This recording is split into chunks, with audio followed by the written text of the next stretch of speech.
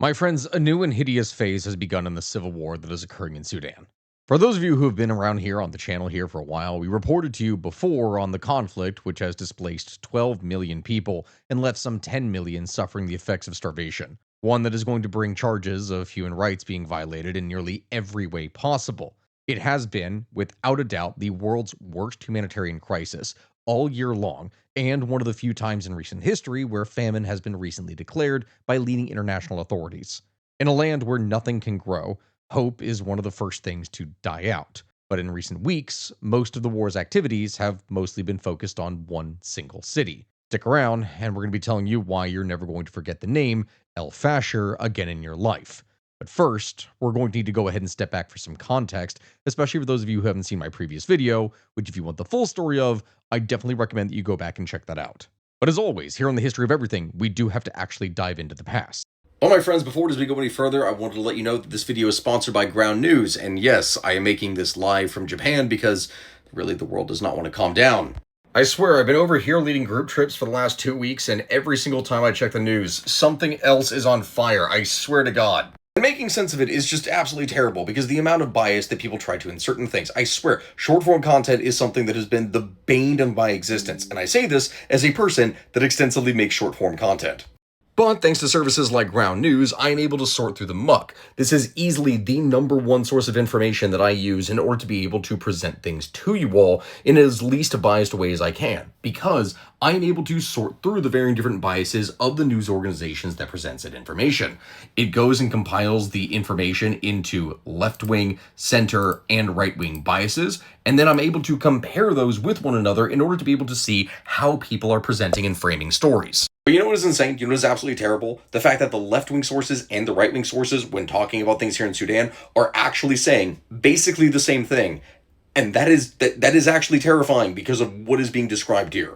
But so many other stories are simply not like that, and unfortunately many news organizations are just trying to control you by selling you a story. If you go to groundnews.com/historyofeverything, you can get 40% off the Vantage plan, which is the same plan that I use to present information to you. I highly recommend you do this, because in today's day and age, if there's one thing you don't want to be, it is controlled by fear and bias. Thank you, Ground News, for sponsoring this video, and now back to the show. Around 20 years ago, the civil war that was occurring then would include ethnic cleansing in the region known as Darfur, in the southwestern portion of what is now Sudan. Most of the killing was done by Islamists against non-Islamists, and two military commanders would meet at this time, both young and eager to climb up the ranks of the Sudanese military. Abdel Fattah al-Burhan was just a young officer in the Sudanese Armed Forces, or the SAF, trying to make a good impression on his superiors. It was around this time that he met a young militia leader from the Riziget tribe in Darfur named Mohamed Hamdan Dagalo, known more commonly by the nickname Hemedti, which just means Little Muhammad. The young tribal chief led a broader coalition of regional warlords who called themselves the Janjaweed, and he would gain worldwide notoriety for being one of the warlords who committed the Darfur genocide, which would take place between 2003 and 2005. Later, Hemedti would go and join the Sudanese military as the leader of the newly formed Rapid Support Forces, or the R.S.F., in 2013. A year later, he would be called out for crimes against humanity by Human Rights Watch for systemic killing of hundreds of civilians, as well as hundreds of incidents of, we will say, intimate violence against women. And yes, these are things that occurred, but cannot be talked about in detail because of obviously the service that we are using right now to tell said story. Thank you, YouTube.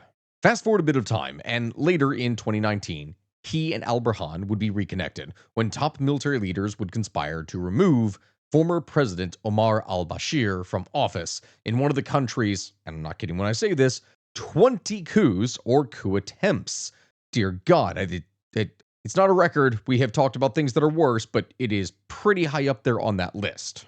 I guess that is honestly something that anyone would regret, and it turns out that Hemedti, I guess by 2023, was also regretting it, as he called the coup a mistake. This would occur as a massive rift had begun to form between him and al-Burhan, who had been positioned as the two most powerful men in the country. By April of 2023, Hemedti had gathered his forces and struck key military installations.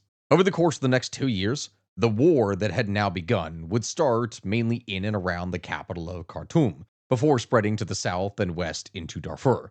In the first phase, everyone and their mom had a hand in fighting for or supporting or supplying weapons to both sides. It was absolute chaos. So, Hemedti was able to get support, weapons, and supplies from Russia and the United Arab Emirates. This caused the absolutely wild occurrence of Russian Wagner Group mercenaries fighting against Ukrainian special force operators in the streets of downtown Khartoum, as Sudan was the very first country to offer aid to Ukraine after Russia invaded it in early 2022. Now, Russia changed sides shortly after the Ukrainians mopped them up, and they're currently supporting the SAF, as they should have been since the beginning of the conflict, but it's still one of those things that, when looking back in history, is a weird little moment of it's not even a proxy war at that point. It's just two sides that are actively fighting each other, just for some reason, fighting each other in another location. But I digress. Either way, my friends, in the last 6 weeks, the situation has deteriorated rapidly. After an 18-month siege, the paramilitary Rapid Support Forces, or R.S.F., would capture Fasher, the capital of Darfur, Sudan, on the 26th of October 2025. Now, Fasher was home to over 1.5 million people, including hundreds of thousands of internally displaced persons who had fled fighting in other parts of Darfur in Sudan in the early 2020s from the ongoing conflict. It is estimated that around 260,000 civilians were trapped in the city ahead of the attacks on the 26th of October. The city was, until recently, the last stronghold of the Sudanese Armed Forces in Darfur, and now it is under full R.S.F. control. This city was, until recently, the last stronghold of the SAF in Darfur, the Sudanese Armed Forces, but now it was under full R.S.F. control. This worsened an already severe humanitarian crisis. Amnesty International has documented war crimes by the R.S.F. and allied Arab militias, where they would jointly carry out ethnically targeted attacks against the Masalit and other non-Arab communities in western Darfur. There are widespread reports of atrocities, mass killings, sexual violence, and summary executions taking place against the civilian population, to a degree that it is just mind-boggling to think about, but you're going to understand just how crazy this is here in a second. On the 31st of October, at a United Nations press briefing, World Health Organization representatives detailed targeted attacks on hospitals. In October alone, at least 5 attacks on the Al-Saudi Maternity Hospital would claim the lives of 460 people, including staff and patients. Using satellite images, Yale School of Public Health's Humanitarian Research Lab would corroborate evidence of mass killings around the maternity hospital, as well as a previously underreported or unreported massacre at an R.S.F. detention site at a former children's hospital in eastern El Fasher. These images were essentially either piles of bodies or massive bloodstains on the dirt and desert that were quite literally visible by satellite from space. That is absolutely brutal, and it's not going to get any better. By the end of October, it had been over 18 months since humanitarian aid was last allowed into El Fasher.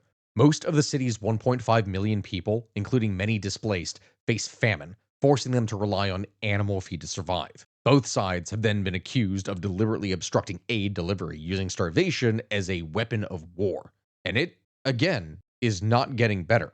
Since the R.S.F. took over on the 26th of October, the International Organization for Migration estimates that at least 62,000 civilians have fled the city. Those who flee would often take perilous journeys involving violence, extortion, and a lack of food, water, or shelter. With El Fasher now under R.S.F. lockdown, many remain trapped inside the city, fearing arrest, extortion, or execution, all of which is commonplace. To give you an idea of what it is that I'm talking about here, that Darfur is at the center of war in Sudan is not something that is new. Brutality has existed here for a long time. In April of this year, in fact, in a 3-day rampage, the R.S.F. would go and kill over 1,500 civilians at the Zamzam camp for internally displaced people. By May, Zamzam was taken over and being used by the R.S.F. and is now being reportedly used as a military barracks. Summary executions of civilians by R.S.F. fighters are also being reported in Bara City, North Kordofan State in western Sudan, after it was captured by the R.S.F. on the 25th of October following a major offensive. The victims were reportedly accused of supporting the Sudanese Armed Forces, and as a result, dozens of them were killed. As the stream of thousands of people fled the city, the R.S.F. forces would pull up behind them in Toyota Technicals and start gunning them down, of which, mind you, there is video of this happening. This is not reports of any of this that I'm describing, and I obviously can't just show it here on YouTube, but I came across this on TikTok. Unironically, on TikTok, there is video being posted from the R.S.F. forces showing them running and gunning down people in trucks. It is truly insane. And in another area, 2,000 men were rounded up and forced to sit in a giant line before being executed.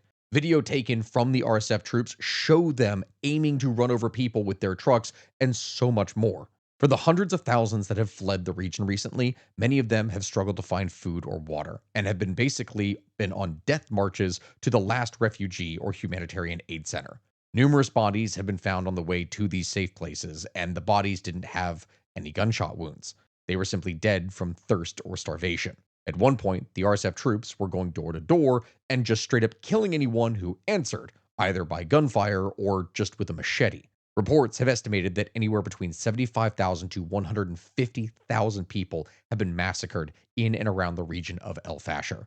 The situation in North Kordofan has also been catastrophic, with around 1,000 people reaching the larger city of El Obeid, having fled from the town of Bara, where over 5,000 people had already fled for their lives. Bara also faces severe shortages of food, water, and shelter for anyone who has stayed there. It is absolutely horrifying. But of all the stories coming out of El Fasher in the last month, some of the most harrowing and disturbing accounts of pure evil seem to be focused around one major R.S.F. leader and his subordinates, who were known as the most brutal amongst the attackers. They were led by a man named Abu Lulu. This fighter, with a medium-length jerry curl framing his bearded face, would go and appear in numerous videos, smiling as he killed unarmed people and ordering his men on camera to slaughter even more innocents. Abu Lulu seems to represent the depths that this war has brought Sudan to. Over the past year, he has been tied to numerous killings across the state. These acts were not just random by any means, but deliberately filmed to intimidate others, inflame ethnic tension, and project an aura of power. In Al-Jaili, north of Khartoum, footage would appear of him killing 2 prisoners of war. In Omdurman City's Al-Salha neighborhood, he is reported to have participated in the killing of 31 civilians. In West Kordofan State's Al-Kuwar locality, he is reported to have executed more than 16 captured soldiers, with witnesses alleging his motives were driven by racial hatred. And in El Fasher, he was filmed confronting an unarmed restaurant owner, asking for his tribe, and then shooting him dead after the man replied that he was from the non-Arab Berti tribe. The victim's desperate pleas for mercy were naturally ignored. The thing is, my friends, when I'm explaining this about Abu Lulu, is that what makes him a particularly evil guy is that he appears to love this. He relishes in the bloodshed. Dr. David Holmes, a criminal psychologist, would go and describe him as, quote, a narcissistic psychopath who is proactive in killing unarmed civilians, end quote.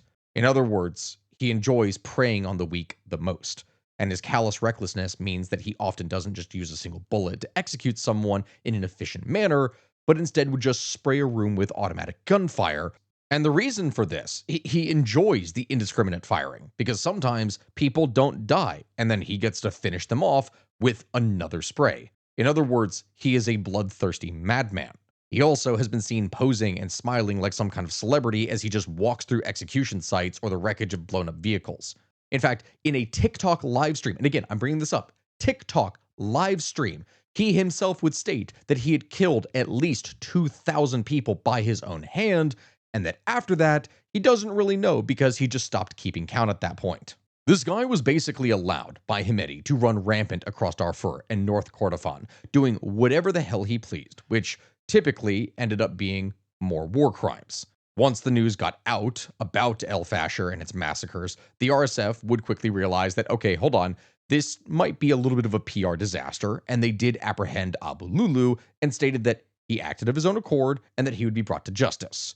We will see if that actually happens, but it is what Hemedti has at least said. But it is absolutely wild. And the craziest thing to happen out of all the events happening in Sudan would happen just after the name Al Fasher started to hit the headlines. In a surprise move, just after the horrific atrocities that I listed here were committed, the R.S.F. would respond positively to a ceasefire idea proposed by the Quad, a group of international mediators: the United States, Egypt, the United Arab Emirates, and Saudi Arabia. And look, I'm saying this right now. Normally, in this kind of context, a ceasefire would be a great thing to hear about. The only problem is that the SAF, the actual Sudanese Armed Forces, took no part in these talks and they did not agree to any ceasefire deal. So, as foreign countries prepare to finally, after all of these years with all this ongoing, intervene in the war or at least apply pressure, they've got to worry that the SAF might attack at any time because, again, they never agreed to any of this. This was proven by the fact that explosions from SAF artillery would rock parts of Khartoum the very next day. But if it does somehow stick, then the ceasefire plan would see a 3-month humanitarian pause, followed by a permanent ceasefire that would ostensibly pave the way for an eventual political transition to civilian rule, if that is even possible at this point. A Sudanese military official would tell the news agency, the Associated Press, on Thursday of this past week that the army welcomed the proposal, but would only agree to a truce when the R.S.F. completely withdraws from civilian areas and gives up weapons. And there, I guess, lies the problem. It will be almost impossible to tear the R.S.F.'s weapons away from them before the SAF agree to any kind of peace deal. And if anyone's wondering why the R.S.F. agreed to a peace deal so quickly after the massacre of Fasher, it's because they already got what they wanted. They wanted to push the SAF out of Darfur so that they could fully control the region. Hemedti has made himself a very wealthy man, with numerous connections to gold mining and other resource extraction in Darfur that he's made sure that he is going to get a cut of. With the SAF's last stronghold destroyed and conquered, they can fully control Darfur now.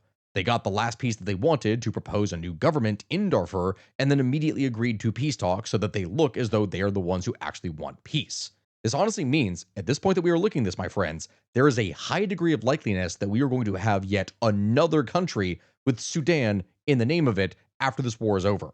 I mean, it's probably going to be called like West Sudan, or, it could just be Darfur. As long as the R.S.F. doesn't get absolutely wiped out, its likely peace will only occur with Hemedti being made the leader of his own country or region. The US even tried to offer General al-Burhan a deal that included lifting sanctions on Sudan and giving him investment opportunities in the mining sector. Yet still, he refused. That is how much he distrusts Hemedti after allowing the genocide to occur in Fasher. So, as it stands, even though there is a ceasefire, only one side is agreeing to it, meaning that it likely won't last long, if it ever lasts or does anything at all in the first place. Really, I guess the one good thing, if you will, about this entire situation is that I guess we found out just what it takes to get the attention of the international community when it comes to Sudan. All you got to do is have 12 million people flee, 10 million starving, 150,000 massacred or more, and hundreds of thousands of people that are just straight up missing. That's all it took for someone to start sending aid to Sudan. Things like this are the very reason that we here at this channel make it a part of our mission to report on everything that is happening around here in the world and all the countries that are residing in places like the global south, because it's quite frankly disturbing as to how little people seem to understand what is going on in the world around them. Whether it is out of apathy or something else, the fact that countries around the world have watched this many people suffer and have done essentially nothing is disgusting on a moral and ethical level, especially when you consider the sheer amount of focus that has been given to very specific conflicts in the past couple of years that have done significantly less damage. But hey, maybe that's not politically correct, so who knows? I'm sorry, my friends. At this point, I genuinely am actually getting frustrated. And because of the weak ceasefire deal, it is extremely likely that this war is going to continue until the UN decides to man up and send in the peacekeepers, if they ever do. And that really is all about that we can update you with here at the moment. But don't be surprised if you suddenly see Sudan popping up on mainstream news outlets or anything like that. It only took them 3 years to hear the story and actually start addressing it. If you can, please consider donating to the International Red Cross or another aid organization that is trying to get aid and supplies into Sudan. These people are suffering on a level that you and I can really only dare to imagine. Everything has been taken from them at this point, so if you can, help, or at the very least, if you can't do anything yourself physically, then you can talk about it. You can show what is specifically happening in a place that many people are ignoring. It is truly horrifying to watch, and that is all that we can do here right now. With that, my friends, fortunately, we are going to end things here today. Thank you all very much for listening. I really do hope that you all have a good rest of your day, and I will see you all here in the next one. Thank you, my friends, and I'll see you all here next time. Goodbye, guys.